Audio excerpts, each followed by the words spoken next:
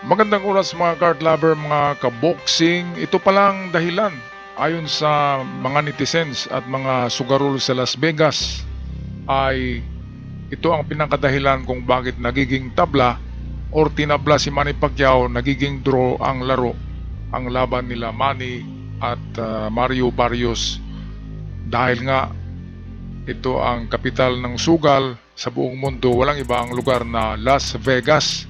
Kaya narito ang video courtesy sa atin ng Sports Talk PH atin panoorin. So may mga agam-agam nga po ngayon ng mga fans na ang dahilan umano kung bakit ninakawan ng panalo ang ating pambansang kamauman ni Pacquiao sa naging laban nito kontra sa WBC Welterweight World Champion Mario Barrios ay dahil sa sugal. Alam naman po kasi nating lahat na ang Las Vegas, Nevada ang capital ng sugalan sa buong mundo. Dahilan kung bakit dito madalas gawin ang mga bigating laban sa sports ng suntukan.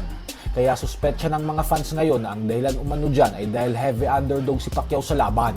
Kung saan pag tumaya ka sa kanya ng 100, tapos nanalo si Pacman ay magiging 300 ang balik sa'yo. Ito mga kaboxing mga card lover, underdog pala si Manny Pacquiao dito eh. Pero bakit ganon? Pagdating sa Las Vegas, ang mga celebrity at mga fighters, mga veterans boxers katulad nila Mike Tyson ay kay Manny Pacquiao tumaya, di ba? Pati sila De La Hoya, Shane Mosley, sino pa ba yung mga nandun na mga fighters? Lahat ay tumataya kay Manny. Kaya paano nagiging underdog, di ba? Pinalabas nila na underdog para maraming tataya kay Barrios. Pero ang nangyari, marami ang tumaya kay Manny, kaya nabaliktad.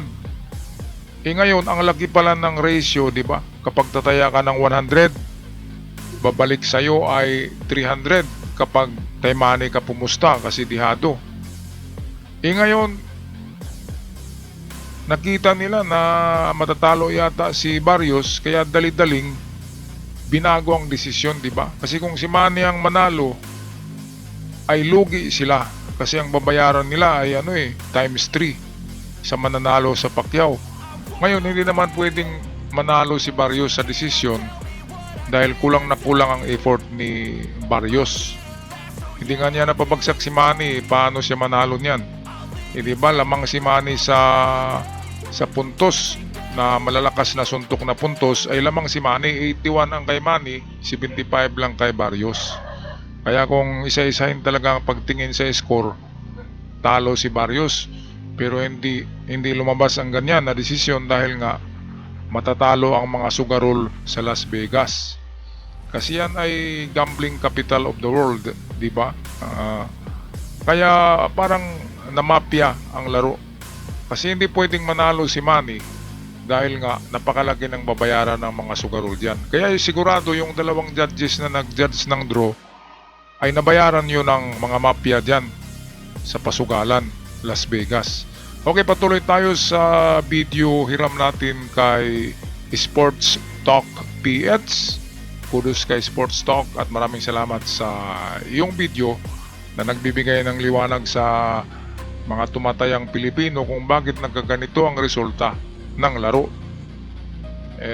Para magiging patas, di ba? Ginawa nilang draw para at least hindi magagalit yung mga nagtataya.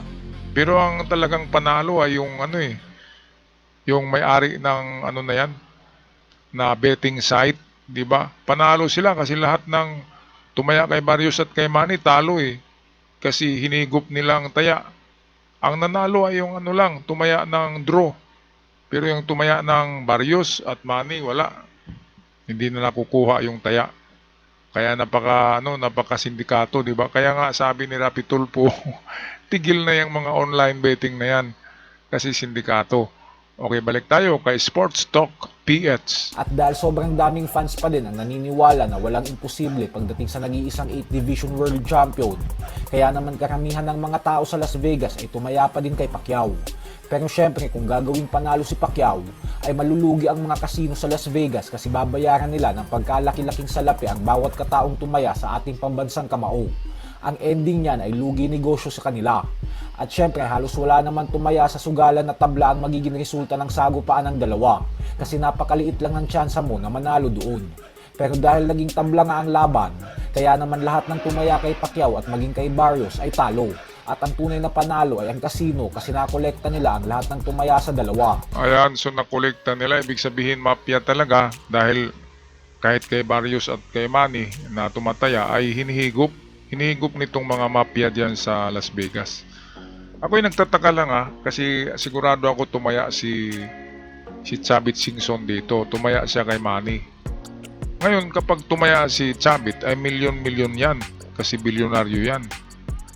Makukuha pa kaya ni Chavit yung taya niya?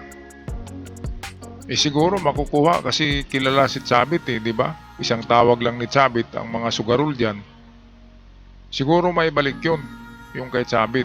Pero yung sa atin na maliliit lang yung mga taya natin, 1,000 lang, ay siguradong ano lang yun. Kasama na yun sa hinigop nitong mga online betting na yan sa Las Vegas. Nako. Yan ang hirap sa online kasi hindi mo makausap kung sino yung tinayaan mo, di ba? Kaya tama si Rapi Tulfo na tigil na itong mga online betting na ito. Sayang ang pera natin kahapon. Lahat ng tumaya kay Manny, talo Hindi naman talo si Manny, tabla lang. Ganon din kay Barrios, talo din lahat. Kaya ang panalo dito ay yung mga sugarol sa Las Vegas. Talo sila Manny at Barrios at talo din tayo. Talo tayo in terms of postahan, mga kaboksing. Kaya ito, balik tayo sa ating kaibigang Sports Talk PH. At ang babayaran lang nila yung mga tumaya sa tabla. Paalala lang po na ito ay suspetsya lang ng mga taong nababasa natin ng mga nagkokomento sa iba't ibang social media sites. Sa kabilang banda naman mga idol ay muli na naman nga pong nag-ingay ang British boxing legend Amir Khan matapos nitong sabihin na pagkatapos niya umanong makita ang laban ni Pacquiao at Barrios ay nangangati na naman daw siyang bumalik sa pagboboxing para talunin ang ating pambansang kamao. Aba, edi lalong matatalo siya ni Manny kasi nag-retire na rin siya Yung last na fight nakita ko kay Amir Khan ay yung nagiging spaghetti leg siya Sino ba yung kalaban niya doon? Yung parang sumasayaw siya ng tsa-tsa ng matamaan sa panga. Kasi mahina ang panga nitong si Amir Khan. Sparring partner lang ito ni Manny Pacquiao noon. Wala, kasi ang target ngayon nila Manny ay big fight. Kasi win or lose ay bilyon-bilyon ang iuwi ni Manny. Katulad sa fight ngayon ni Manny at Barrios, merong inuwi si Manny Pacquiao na 1.2 billion pesos. 1.2 billion pesos, napakalaki. Grabe talaga ang boxing kapag si Manny Pacquiao, grabe ang pustahan at grabe rin ang price at stake. Okay, balikan natin tong dito yung sinabi ni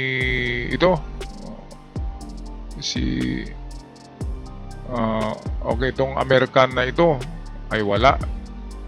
Hindi yan kukunin nila Manny Pacquiao na i-match kay Manny kasi walang pera dyan Si Gervonta Davis, the Tank, Gervonta Davis, yun yung kukunin kasi sikat na sikat yun at bata yun ni Floyd Mayweather kasi pwedeng malaking pustahan yan kasi Floyd Mayweather ang ang mentor nitong Gervonta Tank Davis.